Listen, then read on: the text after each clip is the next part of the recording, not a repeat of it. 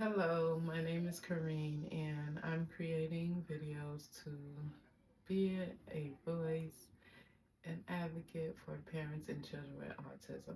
I have a 7-year-old daughter, and yes, our experiences range from person to person, children to children. However, I'm just here to show you that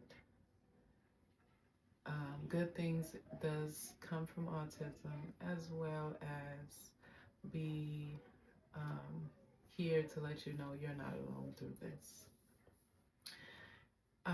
Today I want to talk about autism and potty training. So I did get the better end of the stick with potty training because I was home with my daughter. So she was potty trained pretty quickly since she was think like 2 or 3 years old. It did take some time. I started early when she was, um, I think it's like when you're going on 1 or 2. I started early and then she got it within a year or so. I remember those moments where, yeah, it did take patience. And I was like, this ain't gonna work, or, I was ready to give up. So Um, I didn't give up, and I did have to realize what I need to support her and support me. And yeah, we made it through it. She's been potty trained since she's has been 3, and everything is good. So my take on potty training and autism is just that, um, yeah, you have to have patience. Their way they are going to learn is not the same as, everyone else. A typical child you may, if you had a older sibling that you potty train, it's not, it may not be as easy for the child as you would like it. So, um, yeah, it does takes patience. You being patient, the child being patient during this process. Another thing during potty training, I would say is um, for my daughter, she liked visuals, so I got a potty training book. We read potty training books so she can see, picture books where she can see what to do. I also bought um, potty training stickers and stuff, it tells you the steps. And I stuck them all over the bathroom, first, use the bathroom, then flush the toilet. I put the sticker on the toilet, then, I mean, I put that for when that part came, but grab the tissue, I had it right there. It's the next step. So it's in order, which helps them during the potty training process of knowing what to do and what to do next. Um, yeah, so those visuals help. I had a sticker chart where whenever she accomplished the simple stuff, give her a sticker on her chart for potty training. So it was different visuals we had in the bathroom. And um, yeah, the biggest patience is when the child doesn't use the bathroom.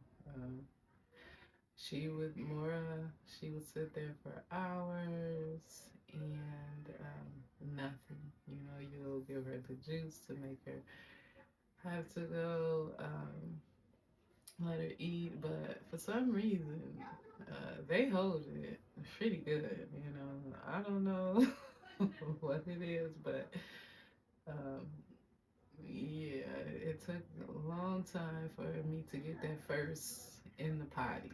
But I'm here to encourage you, don't give up. Keep practicing, going over the steps with the child, being present and when they're experiencing learning it. Don't just send them to the bathroom. You have to go with them and be there present to support your child. But yeah, when I did get the first win, it was a go from there. So it's mainly just trying to get that first win and go from there. But don't give up. I know a lot of parents go like, and give up on this, but don't give up. Your child can be potty trained. Yes, they can. Yep, I believe so. Um, I believe so. And yes, something that I did, which probably can help you, is in the morning. Every time you wake up, you have to use the bathroom. So that's the first step I took with my daughter. Putting her on the toilet every time she woke up, either from a nap or in the mornings specifically.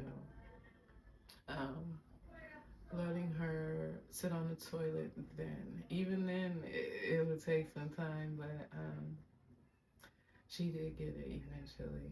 And I had to keep doing it. I did. Yep. Every morning, first thing is a potty, even when they don't want to. Because, they like, what you doing? But it was me just trying to get her body, get her mind to remember that process, remember that practice. So, yeah, you being consistent with it helped me getting her up. I mean, every time she woke up, that's the first thing. And she still does that. When she wakes up, she goes right to the bathroom most of the times.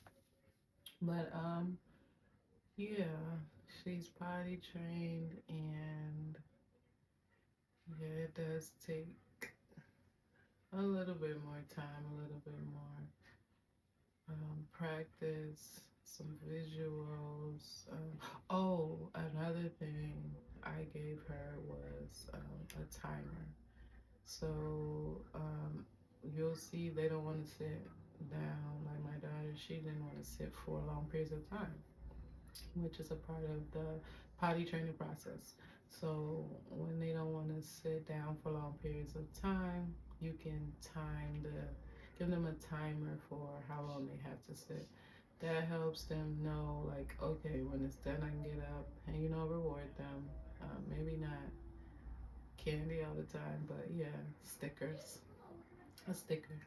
Um, letting them know they did a good job with um, waiting and trying their best. So, a timer. They have a little watch timers for kids. They have, wall timers, or just like, the handheld ones, or the ones you can stick on the wall where the child can see it. Yeah, make sure the child can see it, and maybe have something that go off or something so they can know that, okay, you can get up now. So that's my take on autism and potty training. Hope this helps. Much love. Thank you.